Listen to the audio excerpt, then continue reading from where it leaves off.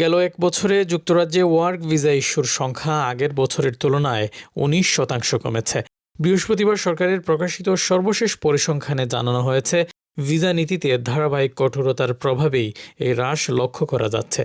বৈধ অভিবাসন সীমিত করার লক্ষ্যে পূর্ববর্তী সরকারগুলো ভিসা প্রক্রিয়ায় নানা বিধিনিষেধ আরোপ করে। পাশাপাশি ছোট নৌকায় করে অবৈধ প্রবেশ ঠেকানো এবং অনিয়মিতভাবে প্রবেশকারীদের ফেরত পাঠানোর উদ্যোগও জোরদার করা হয়। সাম্প্রতিক জনমত জরিপে দেখা যাচ্ছে, ক্ষমতাসীন কিয়ার স্টারমারের নেতৃত্বাধীন লেবার পার্টি অভিবাসন ইস্যুতে প্রচারণায় নাইজেল ফারাজের দল রিফর্ম ইউকে বেশ সক্রিয়।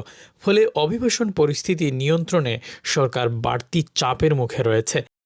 সরকারি তথ্যের বরাত দিয়ে রয়টার্স বলছে, 2025 সালে মোট 1,68,000 কাজের ভিসা ইস্যু করা হয়েছে।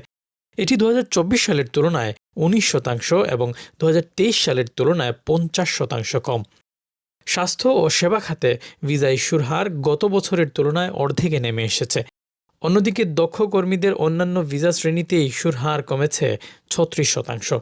সরকারি হিসেবে ওই বছরে অবৈধ পথে যুক্তরাজ্যে প্রবেশের ঘটনায় 46,497 জনকে শনাক্ত করা হয়েছে, যা আগের বছরের তুলনায় 7% বেশি। এদের মধ্যে 89%ই ছোট নৌকায় করে দেশে প্রবেশ করেছেন।